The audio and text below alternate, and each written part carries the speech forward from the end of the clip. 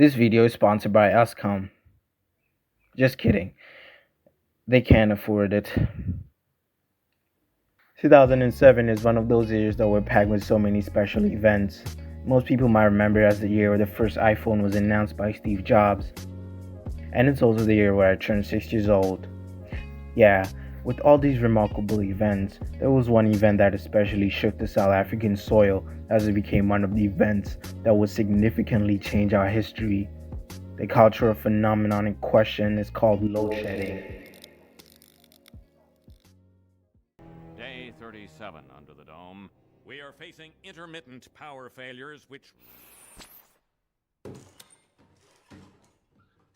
Yeah, okay. Load shedding is when the demand of electricity exceeds the available supply, which results in planned supply into... Oh gosh. It's basically when they take your shit. They take the power and then they give it to other people, and then it's done interchangeably because, well, it encourages the idea of sharing amongst fellow neighbors. So it's all good vibes. Besides, load shedding is the new black. Like literally, it's really dark here. The whole thing started in 1998 when a couple of experts in the energy department ran to the government and warned them that the power supply would run out in 2007. Spoiler alert, these niggas didn't listen. They thought that instead of building and upgrading power grids, which would be a waste of time and resources, obviously, instead they would invest in new Frank Ocean cock rings. I mean, I don't blame them. I mean, it's Frank Ocean. I want to take a shower with him. No, I mean. Load shedding happens in specific intervals. Sometimes it's 2 hours, and other times it's 4 hours. But here's the fun part. It happens more than 3 times a day, depending on the electricity guy's mood on the day. This is where the mathematics that they taught you at school comes into clutch. 2 hours multiplied by 3 is 6 hours, and 4 hours multiplied by 3 is simply 12 hours. And then we find the equation of the parabola. I'm just kidding. We solve for x. So now we don't have electricity for up to 12 hours a day, and that's just a regular day, meaning it actually gets worse. But I'm not gonna lie though, ever since they brought the load shedding schedules, we've achieved technological heights that even this African American man can't reach. We've made technological breakthroughs such as an app that tells you when load shedding is going to happen. Yeah, which is 55 minutes from now. It basically tells you that something is going to happen way before it happens. It's basically like time travel, but way better. It even has a load shedding rap that shows us how awesome the year of load shedding was, so that we can share with our friends to promote our friendships. But that's only possible when the power is back, because guess what?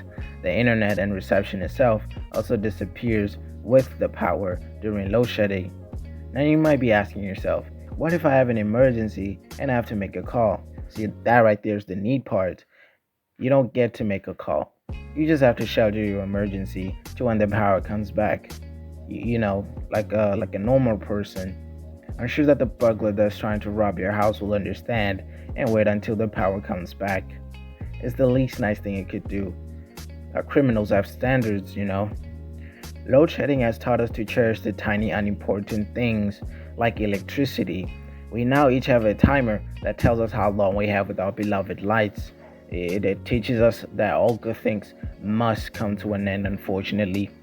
Just like your favorite show on Netflix that didn't get a second season. We all just kind of adapted to it, and it has now become a lifestyle. You know, you sleep because there's load shedding, and when you wake up, surprise, it's load shedding again. If you're not familiar with load shedding or are from a country where electricity is not a luxury, you might be asking yourself what we, seasoned veterans and professionals of load shedding, do during the time when load shedding has befallen us. With no TV, phone, and air conditioner, the first most important thing to do during load shedding is to sit down with your thoughts and think about why the people you love always leave you.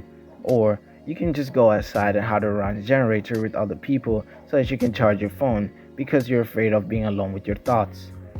Load shedding has brought us closer together and has brought a sense of community. We now share a close bond with each other over a shared frustration. If we have one thing in common, it's that. It's the trauma bonding.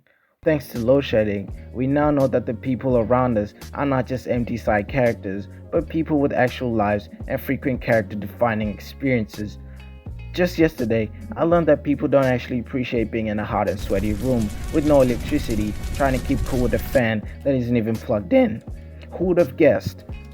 But wait, the good news doesn't even stop there. Escom has announced that it is going to take it up a notch and completely disconnect us by personally coming to our houses and taking electronics and appliances so that we can have the full primitive experience. They mentioned that their end goal is to take the sun and plunge us into eternal darkness. That's what they said. But don't look it up. They said it. Well, that's it for this video. Leave a like if you like load shedding and a comment if you don't for some reason.